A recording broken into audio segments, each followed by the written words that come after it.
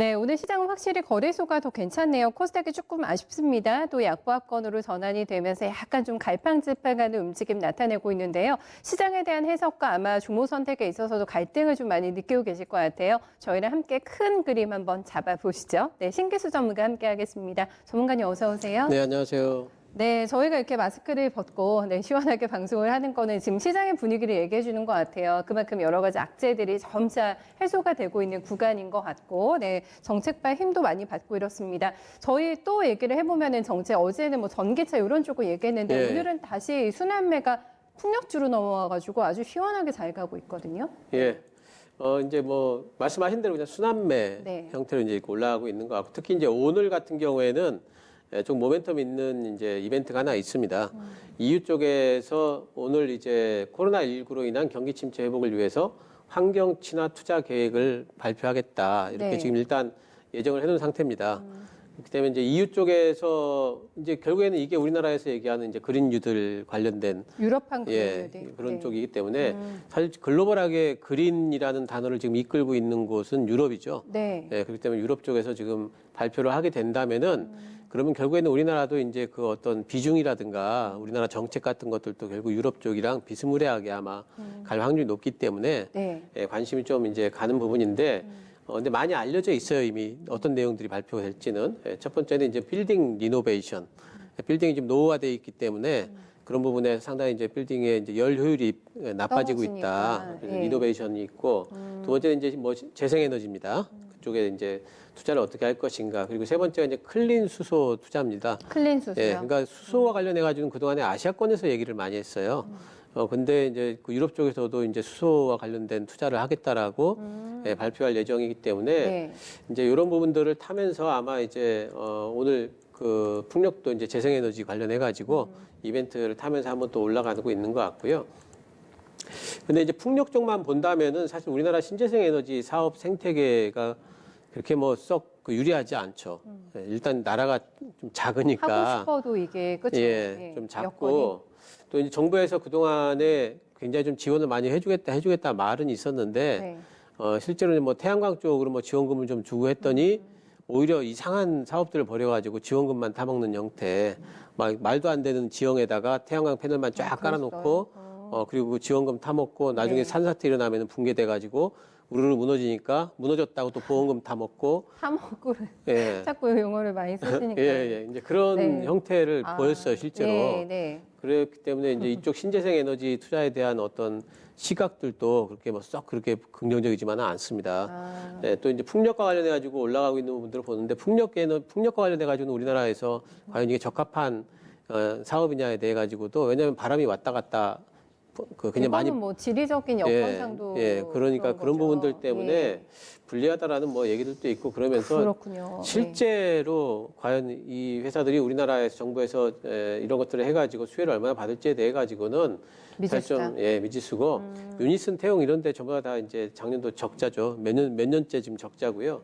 뭐 동구 SNC만 조금 이제 흑자로 좀 돌렸습니다. 근데 우리나라 사업은 아니고 해외 네. 쪽이고요. CS 윈드 같은 데는 이제 해외 수출을 좀 활발하게 하는 편이기 때문에 괜찮던데요, 이쪽은. 실적은 좀 나오는데 오히려 이제 테마주로 움직일 때 보면 CS 윈드가 더 안 움직이고 유니스 같은 종목들이 더 많이 움직이죠. 너무 이쪽이 못 움직였어서 예. 그럼 상대적으로. 그래서 이제 아무래도 좀 심리적인 부분들, 네. 이제 그런 부분들이 많이 작동을 한다고 보고 있고요. 요번에 이제 그 우리나라 그린 뉴딜 뭐 이제 얘기 나올 때 보면은 제레미 그 리피킨이라는 사람이 있어요. 이 사람이 이제 미래학자 뭐 이런 그런 책을 많이 썼거든요. 네. 근데 이 사람이 이제 이번에 그 그린 뉴딜, 더 글로벌 그린 뉴딜 이런 책을 냈거든요. 근데 거기 보면은 거기에서 나온 얘기들이 에너지 저장 기술하고 그다음에 스마트 인프라가 접목이 된다면은 네.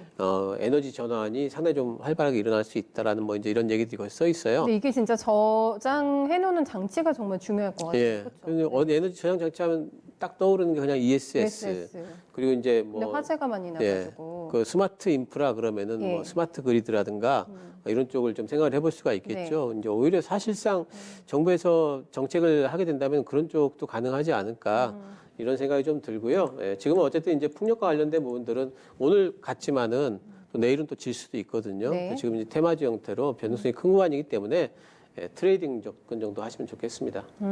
제가 그때 저희가 한번 쭉 봤던 것 같은데요. 신재생 에너지 중에서 뭐가 가장 현실성 있을까요? 예. 라고 질문을 드렸더니 전기차 말고는 다 모르겠다. 이렇게 얘기해 예, 주셨잖아요. 예. 네, 철저하게 테마 쪽으로만 일단은 보고 네, 접근하는 게 맞다. 이렇게 저희 전략 다시 한번 정리해 두도록 하겠습니다. 다음은 전문가님께서 저희한테 안정적인 바이오하고 싶으면 뭘 고민하냐. 네, 셀트리온을 항상 원탑으로 주셨는데 예. 이번에는 블록딜의 발목을 조금 잡힌 것 같아가지고 예. 예, 원액커트에서 400만 주. 예, 그리고 이제 가격이 얼마냐면은 85,000원에서 87,000원 예상을 하고 있죠. 네. 예, 수요 예측하고 그치? 있다니까 아마 네. 이제 뭐 조만간에 아마 이제 팔릴 것 같은데, 그 셀트리온 헬스케어가 지난번에 이제 움직이는 구간에서 우리가 이 시간에 한번 좀 본 적이 있는데요. 그때가 며칠이냐면은 그날이 5월 18일 날입니다. 18일. 예, 그때 네. 이제 10만 원 선을 넘어가는 부분에서 제가 뭐라 말씀드렸냐면은 한 번에 못 넘을 거다. 그래서 물량 소화 과정이 필요하다. 맞아요. 예, 이런 네. 말씀을 좀 드렸었고요. 그때 이제 그러면서 또 드렸던 말씀이 뭐냐면은 코로나19와 관련된 어떤 그런 이슈 때문에 지난번에 4월 초에 한번 올라왔었잖아요. 급등을 했었잖아요. 네, 네. 그게 오히려 주가 흐름에는 달갑지 않다고 부정적이다. 하셨잖아요. 예, 이제 그런 말씀을 예. 드렸죠.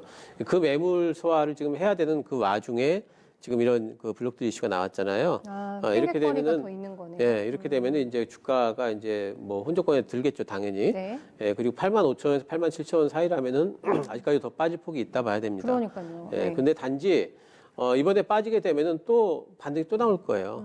예, 빠졌다 조금 이제 며칠 정도 이제 횡보를 하겠지만은 요 가격대 84,500원 정도가 이제 단기 바닥 정도로는 그렇습니다. 보시는 거예요, 예, 가격은?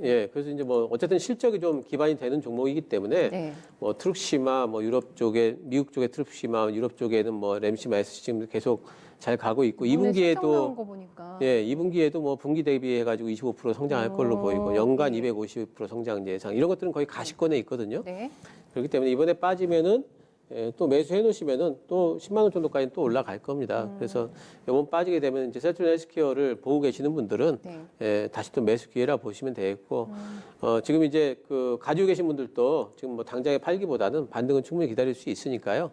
시간은 좀 걸리겠지만 기다릴 수 있다 이렇게 보입니다. 네. 백신 얘기 나오고 뭐 치료제가 이제 개발이 돼가고 있다라는 해외 쪽에서 뉴스가 들릴 때마다 그럼 셀트리온은 어떡하지? 셀트리온도 굉장히 올인하고 있는 상태인 거잖아요. 예. 이제 이 부분과 관련해서 계속 그런 해외 쪽의 모멘텀이 있을 때마다 셀트리온에 대한 메리트가 조금 더 희석이 되면 어떨까라는 생각도 좀 해보게 되더라고요. 네. 그거는 그래서 저는 이제 백신 네. 관련해 가지고 셀트리온에서 아예 제외해 놓고 보자. 네. 이런 이제 입장이고요. 네. 백신은 나와도 그게 큰 돈이 안 됩니다. 왜냐하면은 백신 나올 때쯤이면은 이미 백신 굉장히 많아지고 네. 코로나19 관련해 가지고 뭐 이제 백신과 관련해 가지고는 뭐 무료로 내놓는 데도 아마 있을 거예요. 네, 그렇기 때문에 그게 예. 돈으로 지금 따질 수 있는 부분은 아니고 네. 단지 이제 그 회사의 어떤 뭐라 그럴까요? 브랜드 가치 정도를 올리는 정도로 생각을 하고 있기 때문에 그거 보지 마시고요. 네. 지금 이제 이미 내놓은 헤오즈마, 트룩시마, 뭐 램시마 이런 것들 있죠. 그런 쪽의 실적 성장성을 보시는 게 좋습니다. 네, 알겠습니다. 여전히 뭐 대장이죠. 네, 실적에 대해서는 가장 굳건한 믿음을 가져볼 수 있을 만한 대대보 같은 종목이기 때문에 일단 지금은 아니고요. 다시 기회 오면 한번 보는 걸로 해서 일단 블록드 이슈는 저희가 조금 쉬어가는 구간으로 보겠습니다. 다음은 조선주를 저희가 조금 더 리뷰를 해드리려고 하는데 네. 더 올라오네요. 지금 한국조선해양도 거의 장중에 10% 슈팅이 있었고 위포조선도 이렇게나 힘있게 연속성 있게 올라오니까 전문가님께서 그 말씀해 주셨던 긍정적인 부분이 단지 전망만은 아닌 것 같다. 실체가 네. 확인되고 있는 것 같아가지고 오늘 이렇게 더 밀어올리고 있는 이유는 어떻게 보세요? 일단 조선주는 어제 이제 말씀드렸지만은 이제 그 뭐 우상향 기조는 하반기까지 어느 정도 뭐 빨리 갈지 늦게 갈지는 모르겠지만 속도가 간다. 있어요 지금. 예, 그렇죠? 말씀드렸는데 오늘 또 이제 올라오고 있죠. 뭐 카타르 에너지 장군 그 에너지부 장관이 네. 코로나19에도 불구하고 LNG 프로젝트는 예정대로 진행을 하겠다라고 했고요. 올 여름까지 최대 120척, 네. 최소 60척은 하겠다. 그리고 14척을 이미 중국의 후동중화에 줬어요. 예, 그래서 나머지 보게 되면 60척이라고 그러면은 뭐 한 45척 정도 남았잖아요, 최소. 네. 예, 그게 이제 올 여름까지는 우리나라로 아마 올 텐데, 근데 실제로 지금 중국의 후동중화가 LNG 생산 능력이 연간 5척밖에 안 돼요. 근데 러시아 거 받았지, 그쪽 네. 거 받았자면 20척이거든요. 네. 그래서 더 주기가 힘들어요. 예, 그렇기 때문에, 근데 우리나라 조선사는 지금 연간으로 하면은 50척을 더 넘게 만들 수가 있거든요. 조선 3사가. 예. 그렇기 때문에 이제 아마 거의 우리나라 쪽으로 오지 않을까 생각을 좀 되고 있고요. 그래서 중국과 관련된 부분은 지금 현재 구간에서는 그렇게 너무 큰 걱정은 좀 안 해도 될 것 같다는 생각이 좀 들고 있습니다. 지금 유가도 좀 이제 그 올라가고 있기 때문에 해양 플랜트 얘기도 거의 바닥은 찍었다. 네. 해양 플랜트에 대한 어떤 스토리도 올해 하반기부터는 좀 나올 수 있지 않을까에 대한 그런 긍정적인 전망도 있고요. 해양 플랜트와 관련해 가지고 또 국내 조선사들이 구조조정도 많이 했어요. 그쪽에 이쪽 사업은 이제 앞으로는 좀 많이는 안 해야 되겠다. 그래서 그래서 이제 기대치가 작아졌기 때문에 조금만 해양 플랜트 쪽에 이제 수주가 나오더라도 괜찮을 것 같습니다. 성장주 어제 제가 무슨 말씀드렸냐면 성장주들이 많이 올라와서 가격 어떤 부담이 있다. 경기 민감주들 이제 올라갈 만한 때가 됐다 이렇게 말씀드렸잖아요. 네. 그럼 우상향 움직임은 경기 민감주들이 지금 어쨌든 낙폭과대 구간에 있다는 그런 이제 심리들이 있기 때문에 계속해가지고 올라가지 않을까. 근데 쭉쭉쭉 가지는 않을 거고요. 네. 가다시다 하겠지만은 순환매 형태로 계속 가지 않을까 생각합니다. 짧게 하나만 질문 더 드리자면 탑픽을 한국조선해양을 주셨기 때문에 오늘 가장 슈팅이 좋거든요. 만약에 비중 확대 기회로 삼으시려면 너무 조금 지금은 담기가 조금 더 기다리는 게 괜찮겠습니까? 아니요, 뭐 확대하기에는? 이제 괜찮아요? 오늘도 괜찮을 걸로 보고 있고요. 네. 한 번 더 잡을 생각하세요. 오늘 잡고 네. 그리고 한 그 11선 정도 오면은 닿게 되면 또 한 번 더 잡고 이런 식으로만 접근하신다면은 네. 충분히 가능하고 한국조선해양은 하반기 때 혹시 대우조선해양하고 또 그 그러니까요. 인수권이 되게 네. 된다면은 글로벌 탑 1위가 되거든요. 그런 이제 모멘텀도 남아 있기 때문에 계속 보시면 좋겠습니다. 네, 계속 원탑으로 해서 비중을 늘려 보시죠. 큰 수익 연말 정도에 두둑히 챙길 것 같다라는 얘기였습니다. 금통이 하루 앞으로 다가왔습니다. 10명 중에 8명의 채권 전문가들이 인하할 것 같다. 이렇게 보고 있는데 할까요? 저는 동결 예상합니다. 동결로 보세요. 예, 왜 그러냐면 이제 이주열 총재의 어떤 성격이 그럴 것 같아요. 뭔가 친하세요? 예.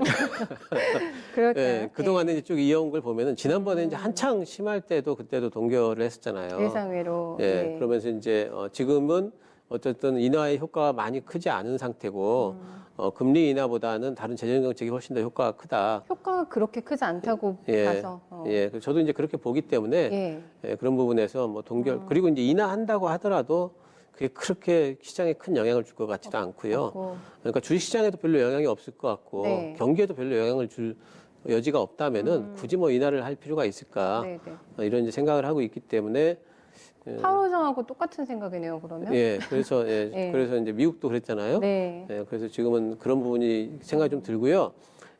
어쨌든 그 요번에 이제 만약에 인하를 안 하면은 그러면은 제일 이제 그 저기를 받을 때가 은행 섹터잖아요. 괜찮은데요, 근데. 인하를 안 하면은 그 은행 섹터가 무너질 거냐? 네.